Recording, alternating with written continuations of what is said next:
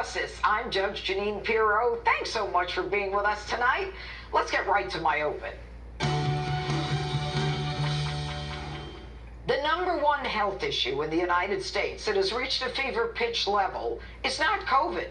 It's not global warming. It's not racism. It's out of control criminals being allowed to terrorize the rest of us. There's a war waging on the streets of America right now. It started last summer when rioting thugs started burning down property and businesses. Why? Because criminals felt they could. Watch. That is reparations. Anything they want to take it, because these businesses have insurance. From looting businesses, thugs began throwing Molotov cocktails, ramming residential areas, creating their own Hate America zones, forcing evacuations of police precincts, trying to burn down a federal courthouse. For months, the radical left was covered by the mainstream media as engaging in peaceful protests, while 2,000 cops were injured. Even if arrested, protesters were released immediately and charges, if any, were dropped by left-wing prosecutors.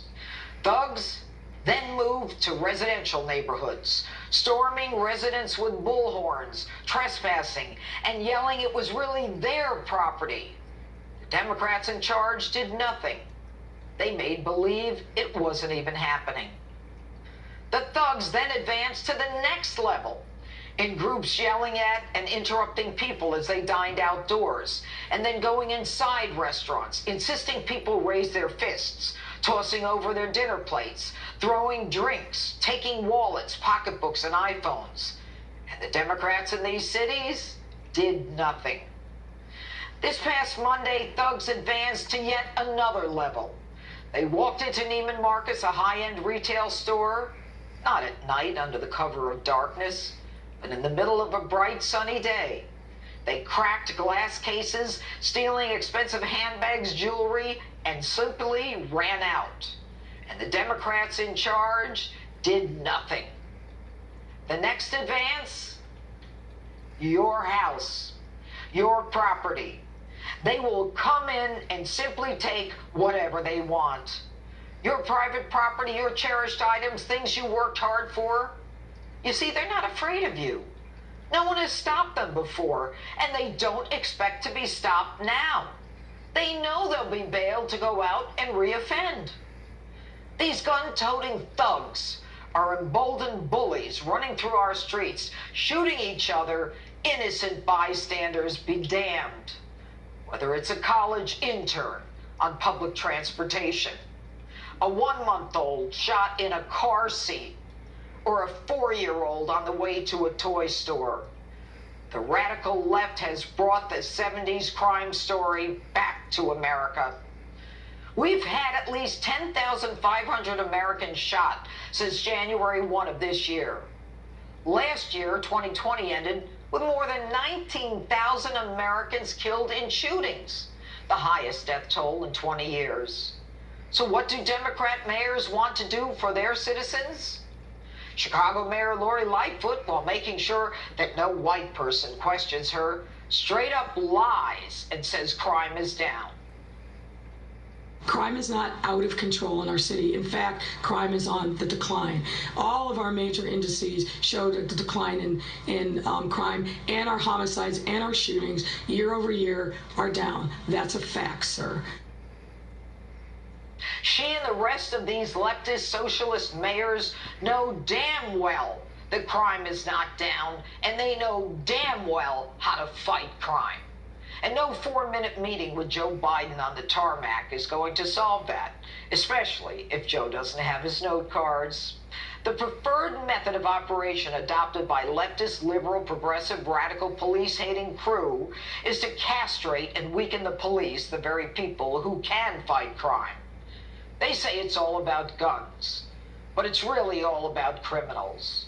Leftist progressive Governor Andrew Cuomo is fighting crime by suing gun manufacturers. Really? Suing the gun manufacturer has nothing to do with crime reduction. It's all smoke and mirrors. Thugs are not going to stop because of gun manufacturers being sued in federal court. They prefer to burn down the federal court. They bought their guns illegally on the street, and if there was a serial number on them, there isn't one now. And Joe Biden, of course, can't stop talking about the gun epidemic and his plans to shut down gun sellers who break federal laws. He and pal Kamala aren't concerned about the Second Amendment. Take a listen. The Second Amendment, from the day it was passed, limited the type of people who could own a gun and what type of weapon you could own. Really? They want to take guns away from law-abiding citizens who actually know how to shoot a gun, as opposed to the thugs who can't shoot and end up spraying bullets hitting people indiscriminately. So why are the Democrats allowing this? Well, first they tried to blame Republicans for the crime wave and for defunding police, but even the Washington Post gave them 3 Pinocchios. They know damn well that everything they're doing is weakening law and order in this country. They know damn well how to stop crime. They're not interested in protecting you. It's real simple. Bail reform is nothing more than a get-out-of-jail-free card. Over 80% of people arrested are released immediately after that arrest, and that includes arrests for violent crimes. Democrat prosecutors are not prosecuting. Some DAs have actually refused to prosecute a crime unless it reaches an arbitrarily chosen threshold. Police have been defunded and demoralized. Democrat mayors and city councils are literally taking police off the streets and away from crime-ridden areas, especially minority areas. Police have lost qualified immunity. They're targeted, ambushed, blinded, shot, and murdered. And judges? They're going rogue, allowing politics to influence their rulings, bailing individuals with long records who go out and kill again. Now, this week, Joe Biden said he will begin door-to-door outreach for COVID vaccinations. Think about that. The intrusion, the invasion of your privacy. Strange people coming to your door, asking how many people live in your home or apartment. Where is that mindset coming from? To me, it all ties together. The failure to fund police in a way that prevents them from being effective, the refusal by prosecutors to prosecute, rogue judges who are letting criminals out to kill again, and now leftists blaming guns and not the criminals for all the crime in America. If you put the dots together, Joe Biden's irrational belief he can control the Second Amendment, along with his belief he can go door to door with Democrats' intentional refusal to fight crime, tells me there is an end game. It's not about votes. It's not only about registering your gun. It's about confiscating your gun. And there's only one way out of this, and it's a number. The number is 2022. And that's why I open. Let me know what you think on my Facebook and Twitter, #JudgeJeanine. And joining me with reaction to my open and this terrifying crime surge, Vice President of the San Francisco Police Officers Association, Lieutenant Tracy McCray, and National Vice President of the Fraternal Order of Police, Sergeant Joe Grimaldi. All right, thank you both for being with us tonight. You know, I assume that you both agree that police are under such pressure that they're actually hesitating in some cases to make arrests. But I want to address you, Lieutenant McCray, first about what happened at Neiman Marcus this week in San Francisco, and the fact that apparently 76% of people in San Francisco want more police in the city. What is going on? Well, thank you for having me, and you're correct. It's out of control. It's chaos, and people are feeling that. And when these incidents are captured on video, then the whole world can see it.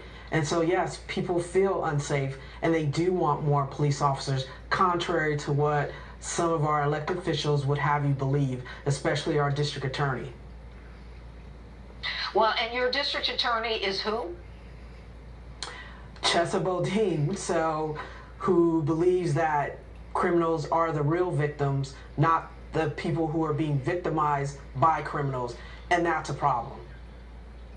Yeah, and I also know he has a reputation for not going after domestic violence criminals, which is something that infuriates me. But Sergeant Gamaldi, the truth is that you've got businesses now that are trying to protect their businesses and protect shoppers, and they've got surveillance equipment. They're hiring security guards. They're spending all kinds of money. But even if they apprehend someone, unlike what happened at Neiman Marcus last week in San Francisco, are those criminals being punished? Well, absolutely not. They're not being punished. And let me go back to something that happened in your open when Mayor Lightfoot said that crime is down in Chicago. Actually, shootings are up 67% in Chicago. Just like in New York, they're up 142%. Yep. And the worst part about it is it's our black and brown communities that are being impacted the most. So when you hear these politicians saying that black and brown lives matter, what they really mean is they only matter when they're politically expedient. So when they want to let these repeat violent offenders out over and over again to kill, they don't care about the lives in their community. All they care about is their radical agenda. But the sad thing is, we have the ability to fix this. We're just not doing anything about it. If we restore the rule of law, which means we don't allow people to steal $1,000 worth of products out of a store, and I mean the private sector got it. Walgreens closed 17 stores in San Francisco. And if we prosecute violent criminals to the fullest extent of the law, in Chicago, the people who are being caught for shooting and murdering people are out already on an average of 12 previous arrests. You think if we threw the book at these miscreants a little bit sooner, we would have these problems? And if we embrace broken windows theory to take our neighborhoods back, we can make a difference. But most importantly, if you're watching there at home and your community is ravaged by violent crime and your elected officials aren't standing on a platform of law and order, vote their asses out. Okay, Lieutenant McCrae, you were in the area where the Walgreens, they shortened their hours, and then, they started shutting down because people were walking in and stealing as though it's a candy store. And also the increase in violent crime. And what are the police doing? I mean, what is the morale at the police department in San Francisco? Well, I'm going to give it to my brother over there and drop the mic on him. Just like he said, morale, we have staffing issues. People are hesitant to do their job because they're afraid of being, prosecuted because he's not prosecuting criminals. He has no problem prosecuting cops. And another thing, when you're talking about the gun violence, right? What about ghost guns? Right? We have taken a number of ghost guns off the street. Remember, people can now print that and go use that for a crime, to kill people, to rob people. So let's not forget about that either. So this whole notion of law and order needs to come back, and people need to respect the rule of law, right? Which is not happening. So when you're saying, they're just stealing an expensive handbag, no, they're not. They're crippling people's ability to make a living, because if those stores close, then what are they going to do? They've already cut back the hour. They hire us to make sure that the people coming in and robbing them don't cost the people who are going to actually pay for the items they're buying. I mean, that is absolutely just crazy. Okay, so let's, to both of you, these businesses, all right, and I'm more concerned with, innocent bystanders getting shot by these thugs with guns. But these businesses, they're smart people. Don't they know how to put pressure on politicians? I mean, 70% of the businesses, I understand, are hiring people so that their inventory is protected. I mean, what are they doing to impact judges and the DAs? I'll go to you on that, Sergeant Gamaldi.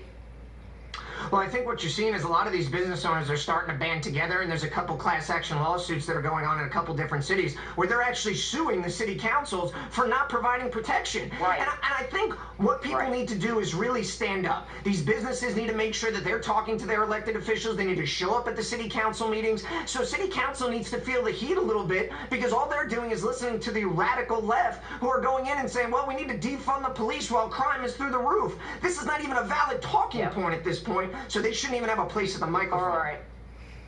And Lieutenant McCrae, I just have 15 seconds. I mean, is there any hope in terms of San Francisco and where it is right now in getting the mayor, the DA, or the judges to sit down with police and discuss crime with them?